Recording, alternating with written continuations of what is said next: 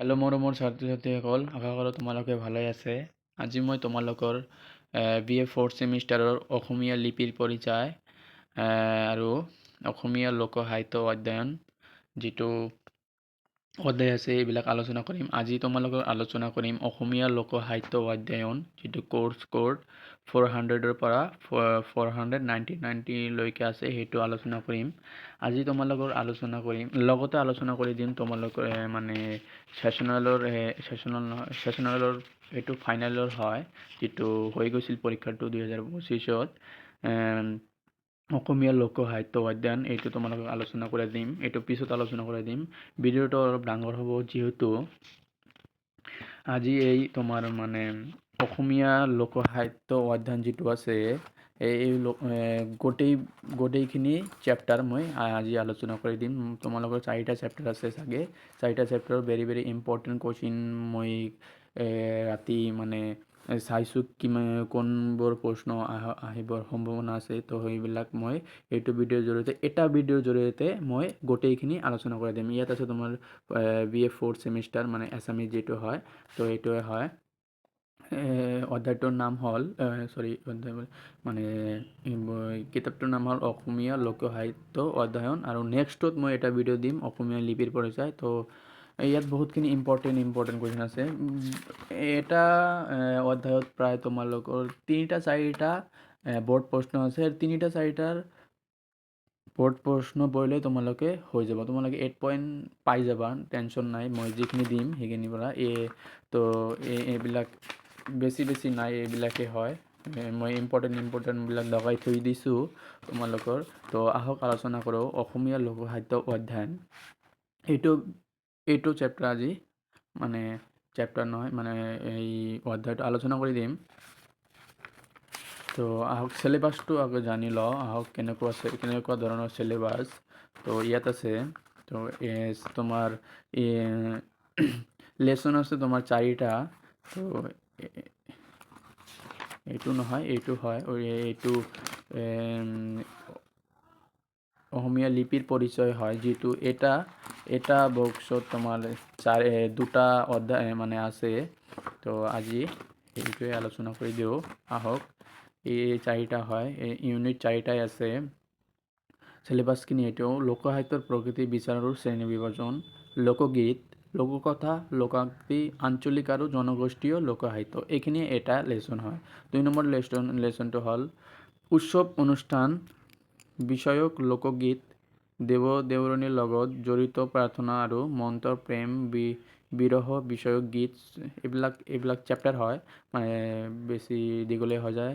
3 নম্বৰটো হ'ল মালিতা আৰু বাৰমাহী বিলাপ গীত, এইখিনি বিষয় পঢ়িব লাগিব। পুৰাণ কথা, জাতীয় মালিতা, বুৰঞ্জীমূলক মালিতা, জনশ্ৰুতিমূলক মালিতা, কাল্পনিক মালিতা, বাস্তৱিক মালিতা, বাৰমাহী লিপি গীত। এইটো তোমাৰ ছেশ্যনেলৰ বাবেও হয়, লগতে মই ছেশ্যনেলৰ বাবে ইম্পৰ্টেণ্ট দিম আৰু ফাইনেলৰ কাৰণে। মানে এইটো নহয় যে ছেশ্যনেলৰ কাৰণে আধা পঢ়িব লাগিব, ছেশ্যনেলৰ কাৰণেও তোমাৰ গোটেইখিনি পঢ়িহে যাব লাগিব। ছেশ্যনেলৰ তোমাৰ ধৰক 100% আছে, 100% মানে 45 কভাৰ কৰিব নহয়। যিটো ডিগ্ৰীত 100ৰ পৰাহে ছেশ্যনেল হয়, আৰু লগতে ফাইনেলটো 100ই হয়। তো এইটোৱে মনত ৰাখিবা যে অলপ পঢ়িলে মই ছেশ্যনেল কৰিব পাৰিম, নহয় ছেশ্যনেলটো 100ৰ পৰাই 100% চিলেবাছ কভাৰ কৰিব লাগে। তো 4 নম্বৰ ইউনিটটো হ'ল লোককথা, পুৰা কথা বা অতি কথা, জনশ্ৰুতি বা কিংবদন্তি, সাধুকথা, লোকোক্তি, প্ৰবাদ বচন, যোজনা, বৰ্ণনা আৰু সাঁথৰ। মই তোমালোকৰ মানে যিখিনি ভেৰি ভেৰি ইম্পৰ্টেণ্ট কুৱেশ্যন হয়, এইবিলাক আহিবই, তোমালোকে যিখিনি দিম সেইবিলাক আহিবই। এই কুৱেশ্যনতো আছে 2025ৰ যিটো ফাইনেল হৈ গৈছিল 4th ছেম এছামিজ। তো এইটো অলপ পিছত ডিছকাছ কৰি দিওঁ। আহক, আগতে তোমালোকৰ question very very important question লগতে উত্তৰবিলাক আলোচনা কৰি দিয়া হওক। তো প্ৰথম লেচনটো লৈ মই যাওঁ। প্ৰথম লেচনটো হ'ল এইটো হয় যে অসমীয়া লোক সাহিত্য অধ্যয়ন। প্ৰথম লেচনটো এইটো প্ৰথম গ'ড। তো তোমাৰ শ্বৰ্ট প্ৰশ্নটোতো 1 মাৰ্কে গোটেইখিনি পঢ়িব লাগিব। যেনেকুৱা আছে লোক সাহিত্য কি, বা তাৰ 2 নম্বৰ লোক সাহিত্যৰ বাহন কি, যেনেকুৱা মুখ মানে উত্তৰটো। এইবিলাক তোমালোকে কিন্তু পঢ়ি ল'বা। সাহিত্যৰ বাহন কি, লোকগীতৰ ইংৰাজী প্ৰতিশব্দ কি, ফল্ক চং, লোকসাহিত্যৰ মূল কেই প্ৰকাৰ, 3 প্ৰকাৰ, বেছি নাই প্ৰায় মই দেখুৱাইছোঁ 3 নম্বৰ। এনে ভালকৈ এনেকৈ তোমালোকে নোট ডাউন কৰি ল'বা, যিবিলাক দগাই দিছোঁ এইবিলাক ইম্পৰ্টেণ্ট হয়। এইবিলাক এইবাৰ পঢ়িলে তোমাৰ 2-3 বাৰ পঢ়িলে তোমাৰ মনত আহি যাব। 18টা যিখিনি মই দগাই দিছোঁ এইবিলাকে তোমালোকে পঢ়িবা। আৰু মই গোটেইখিনি দি আছোঁ, যিটো শ্বৰ্ট প্ৰশ্ন হয় এইবিলাক তোমালোকে চাই ল'বা, যাতে আহিব পাৰে। শ্বৰ্ট প্ৰশ্ন ইম্পৰ্টেণ্ট দিব পৰা নাযায় যিহেতু, আৰু দিব পৰা যায় যিবিলাক মই দিছোঁ এইবিলাক অহাৰ অতিকৈ চান্স থাকে। তোমালোকে বা যিহেতু ভাল ৰিজাল্ট কৰিব লাগিব সেইকাৰণে তোমালোকে কিন্তু এইবিলাক পঢ়ি ল'বা। হৈ গ'ল এইখিনিয়ে। আৰু 25 নম্বৰ এইবিলাক হয় 2 মাৰ্কী হয়, এইবিলাক যিবিলাক দেখুৱাই আছোঁ। এইটো প্ৰথম চেপ্টাৰটো অলপ ডাঙৰ হয়, তাৰ পিছত সৰু সৰু। তোমালোকে যদি কোনো প্ৰশ্ন থাকে মোক কমেণ্টত জনাই দিবা, যে নেক্সট ভিডিঅ' লাগে, যিকোনো ছাবজেক্ট হয় মোক জনাই দিবা, মই দেখুৱাই দিম। যেনে political science BA 4th semester, লগতে English BA 4th semester, any subject মোক কৈ দিবা, মই কমেণ্ট কৰি দি দিম। এইটো ভেৰি ভেৰি ইম্পৰ্টেণ্ট কুৱেশ্যন হয়। এইটো দীঘলীয়া প্ৰশ্নোত্তৰ 5 মাৰ্কী আহে। লোকসাহিত্য কি? অসমীয়া লোকসাহিত্যৰ স্বৰূপ সম্পৰ্কে আলোচনা কৰা। স্বৰূপ সম্পৰ্কে মানে লোকসাহিত্যৰ স্বৰূপ সম্পৰ্কে আলোচনা কৰিবলৈ দিছে। ভিডিঅ'টো অলপ ডাঙৰ হ'ব, কিন্তু গোটেই বুকটোৱে কভাৰ কৰি দিম আজি। মই মানে ভিডিঅ' বনাব সময় নাপাওঁ, মই ভাবিছোঁ যে এটা ভিডিঅ'ৰ জৰিয়তে তোমালোকৰ ছেশ্যন আৰু ফাইনেল এটা কিতাপকৈ মই শেষ কৰি দিম। তো আহক, এইটোৱে হয় স্বৰূপ। যেনেকুৱা আছে লোকসাহিত্যৰ ঘাইকৈ 3 ভাগত ভাগ কৰিব পাৰি। লোকগীত, আনুষ্ঠানিকমূলক, আখ্যানমূলক, বিবিধ বিষয়ক, আৰু 2 নম্বৰ ফকৰা যোজনা আৰু প্ৰবচন, সাধুকথা। অলপ এইখিনি অলপ কি কৰিলে এক্সপ্লেইন কৰি দিলে হৈ গ'ল। লোকসাহিত্যৰ বৈশিষ্ট্যসমূহ আলোচনা কৰা, এইটো ভেৰি ভেৰি ইম্পৰ্টেণ্ট হয়। মই দবাবলৈ পাৰিলোঁ, যিহেতু মই কি কৰিছোঁ উত্তৰবিলাকহে কি কৰিছোঁ দগাই দিছোঁ। যিটো তোমাৰ সৰু সৰু যিবিলাক মনত থাকিব সেইবিলাক মই দগাই দিছোঁ, এইবিলাক তোমালোকে চাই ল'বা। মই স্পষ্টকৈ দেখুৱাইছোঁ, তোমাৰ যিটো মনত ধৰে সেইখিনি 4-5টা পঢ়ি ল'বা, যিহেতু লোকসাহিত্যৰ বৈশিষ্ট্য কিন্তু দিয়ে। 3 নম্বৰটো মানে ইম্পৰ্টেণ্ট নহয়, 4ৰো ইম্পৰ্টেণ্ট নহয়, 5 নম্বৰটো ইম্পৰ্টেণ্ট হয়। এইটো কামৰূপী লোকগীতৰ বিষয়বস্তু সম্পৰ্কে এটি টকা যুগত কৰা, এইটো ইম্পৰ্টেণ্ট হয়, তোমালোকে কিন্তু চাই ল'বা। মই উত্তৰখিনি দেখুৱাই আছোঁ। আৰু গল্পৰীয়া লোকগীত গাই বিষয় সম্পৰ্কে চমুকৈ বৰ্ণনা কৰা, এইটো ইম্পৰ্টেণ্ট হয়, তোমালোকে অলপ চাই ল'বা।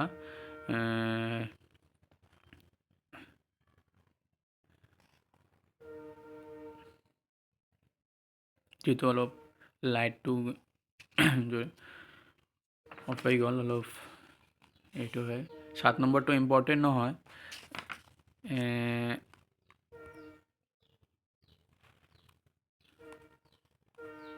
এইবিলাক ইম্পৰ্টেণ্ট নহয় চাগে। এইটো ইম্পৰ্টেণ্ট হয়, নাওখেলৰ গীত সম্পৰ্কে এটি চমু বৰ্ণনা দিয়া, এইটো ইম্পৰ্টেণ্ট হয়, তোমালোকে কিন্তু চাই ল'বা।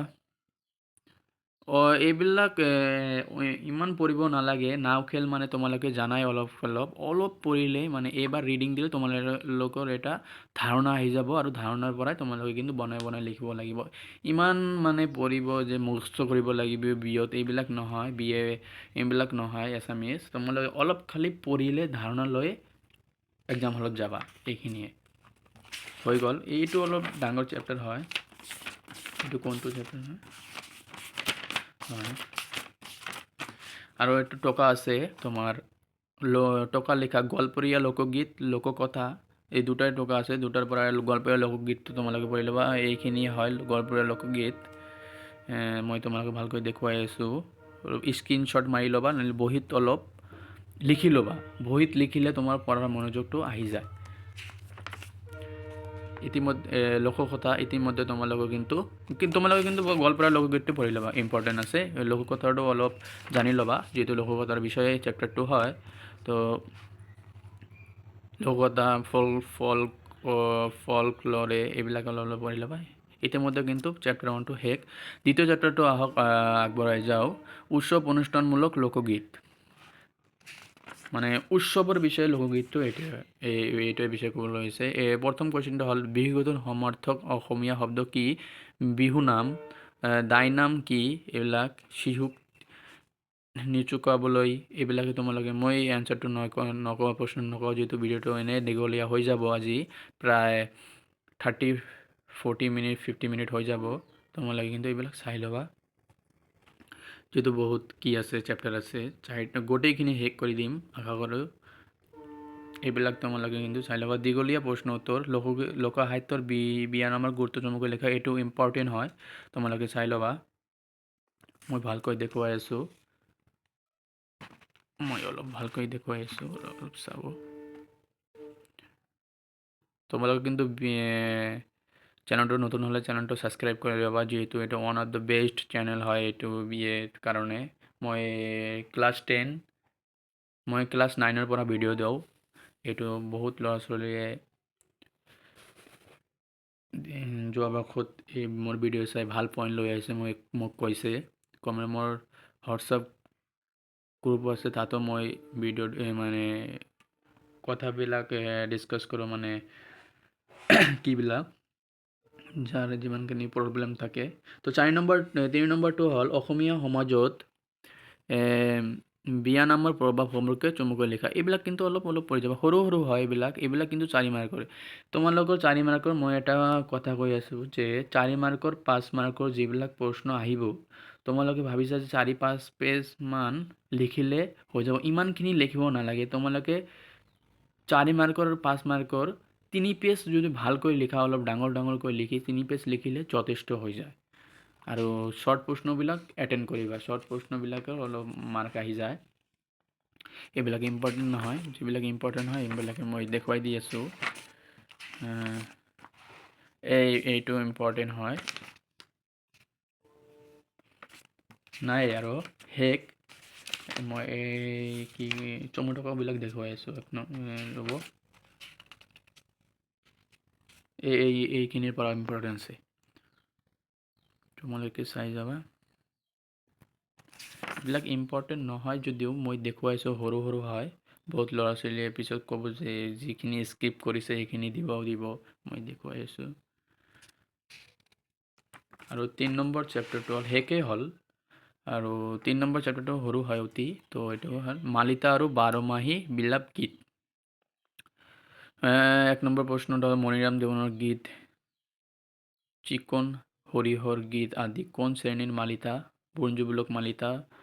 জনা গাভৰু গীত আৰু কমলা কুঁৱৰী গীত কোন শ্ৰেণীৰ মালিতা? জনশ্ৰুতিমূলক মালিতা।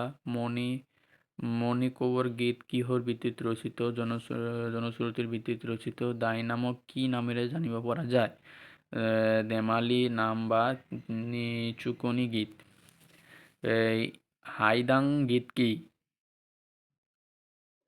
তো এইবিলাক হয় হাইদাং গীত। হাইদাং গীত হৈছে সোণোৱাল কাছাৰীসকলৰ মাজত প্ৰচলিত পুৰা কথা জাতীয় কাহিনী গীত বা মালিতা। এইবিলাক অতিকৈ ইম্পৰ্টেণ্ট হয়, বহুত।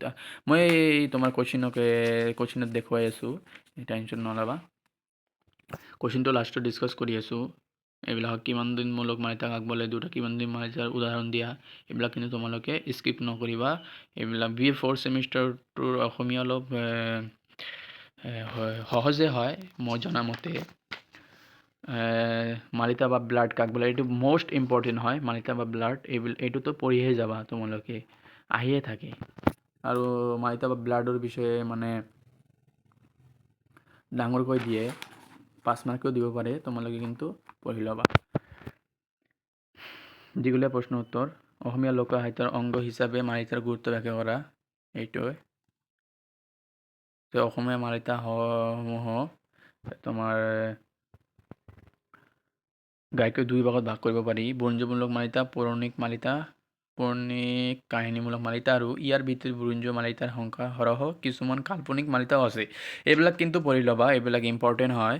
আৰু এইখিনি মই ওপৰত লিখি দিছোঁ, যিহেতু ইয়াত কৈছে যে অসমীয়া লোকসাহিত্য অংগ হিচাপে মালিতাৰ গুৰুত্ব ব্যাখ্যা কৰা। তোমালোকে এইখিনি লিখি পিনে তোমালোকে গুৰুত্বখিনি অলপ লিখি দিবা। তোমাৰ এইখিনি পঢ়িহে তোমালোক যিখিনি বুজা সেইখিনি কিন্তু তোমাৰ বহীত তোমাৰ এক্সট্ৰাভাৱে তোমাৰ যিখিনি আহে সেইখিনি লিখি দিবা আৰু বাস্তৱিক আৰু কাল্পনিক মালিতাৰ বিষয়ে চমুকৈ লিখা বাস্তৱিক আৰু মানে বাস্তৱত আৰু কাল্পনিক যিটো ভবা হয় সেইটোৰ বিষয়ে মালিতাৰ বিষয়ে আলোচনা কৰিবলৈ দিছে সেইটো কিন্তু ইয়াত উত্তৰখিনি দি আছে অতি স্পষ্টকৈ তোমালোকে কিন্তু চাই ল'বা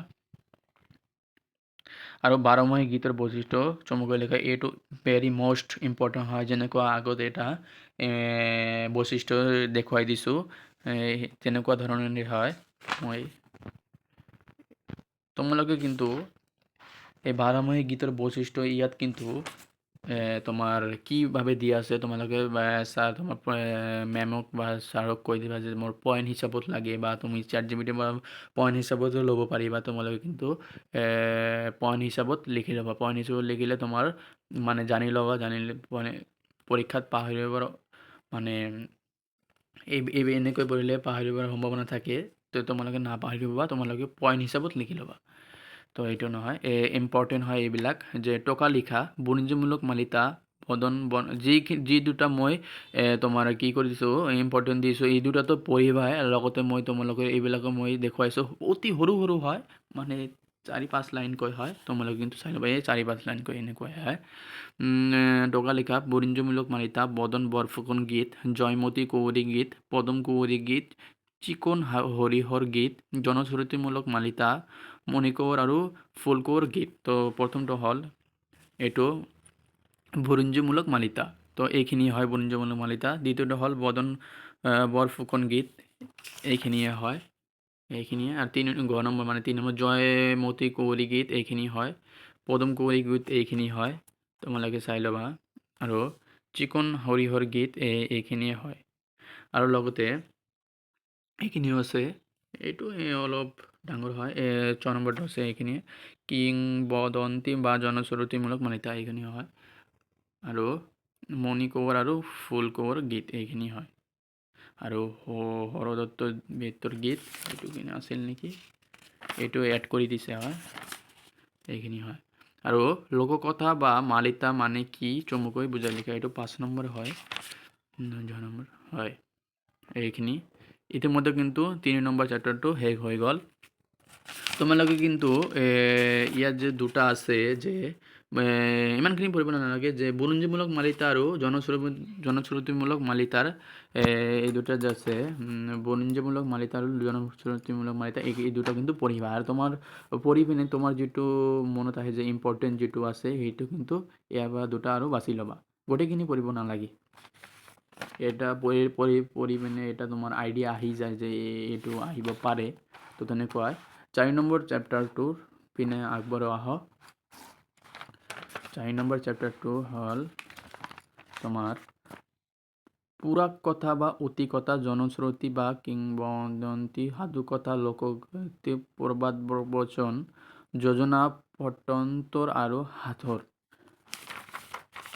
এইটো পঢ়িলে এইটো ডিছকাছ কৰিলে তোমালোকৰ এই তোমাৰ অসমীয়া লোক সাহিত্যহে শেষ হৈ যাব তো কিংবদন্তি আৰু মিথৰ মাজত পাৰ্থক্য কি তোমালোকে পঢ়িবা সাধুকথা বুলিলে কি বুজা সাধুকথাটো তোমালোকে জানাই যে অসমীয়া লোক সাহিত্যৰ এটা বিভাগ সাধুকথা সাধাৰণতে এক অনিৰ্দিষ্ট ৰূপত এক লোককথা এইবিলাক তোমালোকে সাঁথৰ কি সাঁথৰ হৈছে কোনো বস্তুৰ প্ৰকৃত নাম সহজে ক'ব নোৱাৰাকৈ দিয়া আওপকীয় বৰ্ণনা এইবিলাকে প্ৰবচন বা প্ৰবাদ বাক্য কি এইবিলাক তোমালোকে এইবিলাকে একমাৰ কি হয় তোমালোকে কিন্তু পঢ়ি ল'বা বিলাক হয় দীঘল প্ৰশ্ন উত্তৰ পুৰাক কথা বা পূৰ্ণবৃদ্ধি বা অতি কথাৰ বিষয় সম্পৰ্কে চমুকৈ বৰ্ণনা কৰা এইটো হয়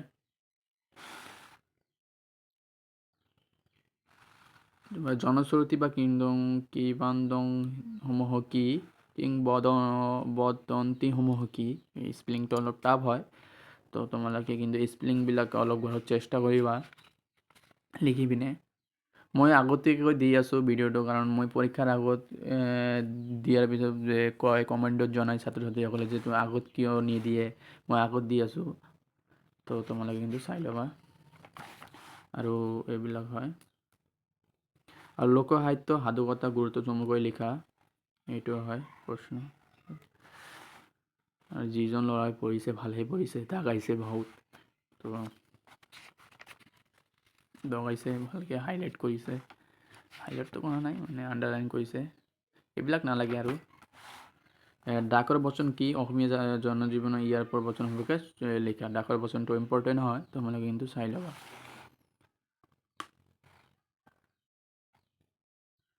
মই স্পষ্টকৈ দেখুৱাই আছোঁ। আৰু হাতৰ কি? উদাহৰণ দি ইয়াৰ গুৰুত্ব চমুকৈ ব্যাখ্যা কৰা। এই হাতৰটো ক'লে ইম্পৰ্টেণ্ট হয় দেই, হাতৰটো আহিছিল, মই চাইছোঁ কুৱেশ্যন পেপাৰত চাইত আহিছিল। 8 নম্বৰ সাধুকথা বুলি কি বুজা? লোকসাহিত্যৰ হিচাপে সাধুকথাৰ বৈশিষ্ট্যসমূহ ইয়াত আৰু এটা বৈশিষ্ট্য আহি গ'ল। গোটেইখিনি চেপ্টাৰৰ মানে যিবিলাক চেপ্টাৰ আছে এটা এটাকৈ কিন্তু বৈশিষ্ট্য আছে, আৰু বৈশিষ্ট্য অহা দেখাই যায়।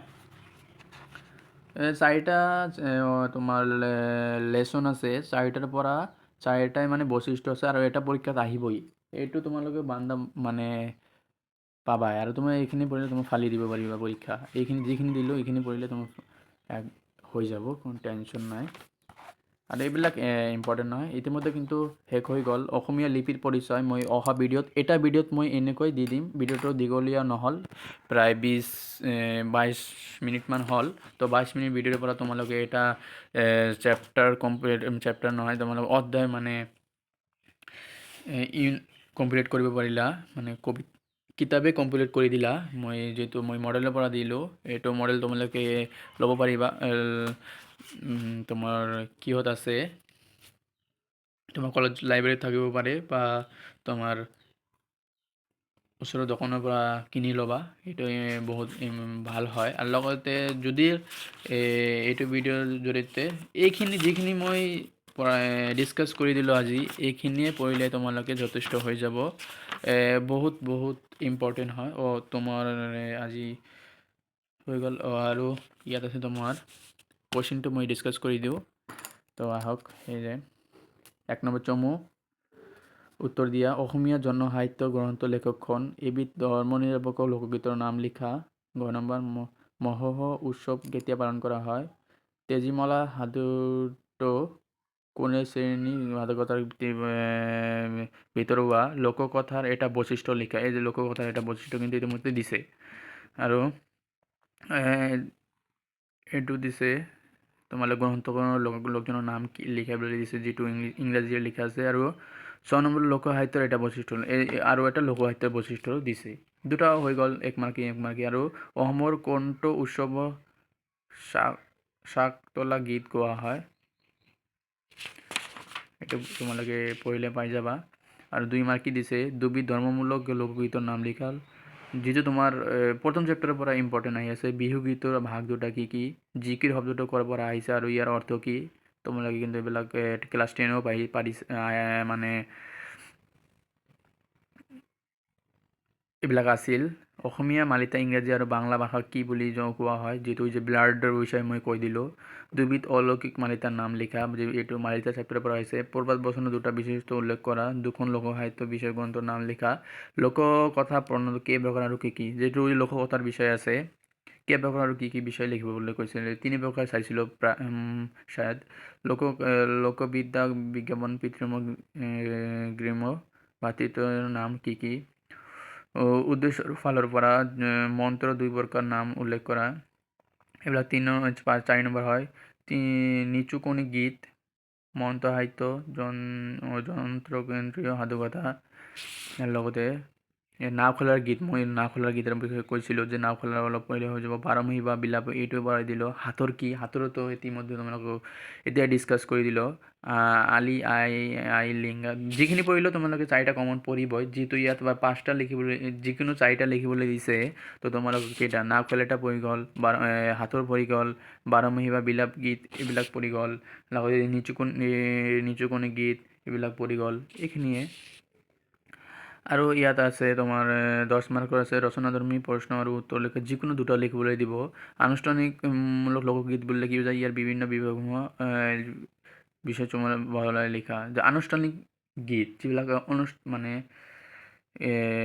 প্ৰগ্ৰাম কৰা হয় এইবিলাক এইটো ইম্পৰ্টেণ্ট মই দি দিছিলোঁ আছে তাতে ইতিমধ্যে ডিছকাছ কৰিলোঁ কৃষি কেন্দ্ৰিক লোক উৎসবসমূহ বিষয়ে এটা প্ৰমাদ জগৎ কৰা এটা দ্বিতীয় নম্বৰ চ্যাপ্টাৰও হয় আৰ মালিতা শ্ৰেণীবিবৰণ দেখুৱাই ঐতিহাসিক মালিতাৰ বিষয়ে বহল আলোচনা কৰা ইতিমধ্যে তোমাক বাৰে বাৰে কৈ দিছিলোঁ যে মালিতা বিষয়ে কিন্তু আহিবই মালিতাৰ বিষয়ে প্ৰায় 7 মাৰ্ক পালোঁ মানে ইয়াতো আছিলে ইয়াতে মালিতা অসমীয়া মালিতা ইংৰাজী বাংলা 2 মাৰ্ক ইয়াত 5 মাৰ্ক 10 মাৰ্ক 12 মাৰ্ক হৈ গ'ল আৰু লগত আছে লোক কথা বুলিলে কি বুজা লোকপ্ৰধান ভাগসমূহ বিষয়ে বহলাই আলোচনা কৰা সাধু কথাৰ শ্ৰেণী বিভাজন কৰি প্ৰত্যেকটো ভাগৰ বিষয়ে উদাহৰণ আলোচনা কৰা তো এইবিলাকে হয় প্ৰশ্ন ইমান টাফ নহয় মই আশা কৰোঁ নেক্সট ভিডিঅ'ত অসমীয়া লিপিৰ পৰিচয় তোমালোকে যদি লাগে তোমালোকে কিন্তু কমেণ্টত কৈ দিবা যে মোৰ অসমীয়া লিপিৰ পৰিচয়টো গোটেই ভিডিঅ' লাগে তো গোটেই ভিডিঅ' দিম আৰু যদি কোৱা যে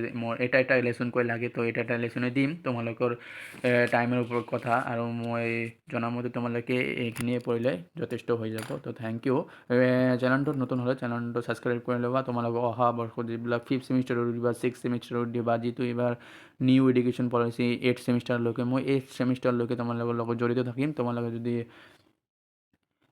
এইবিলাক ভিডিঅ' ভাল লাগে তোমালোকে কিন্তু মানে প্ৰশ্ন কমনটো থাকিবই তোমালোকে কিন্তু চেনেলটো ছাবস্ক্ৰাইব কৰি ল'বা আৰু তোমাৰ বন্ধু বান্ধৱীসকলৰ লগত চেনেলটো শ্বেয়াৰ কৰি দিবা তো থেংক ইউ ধন্যবাদ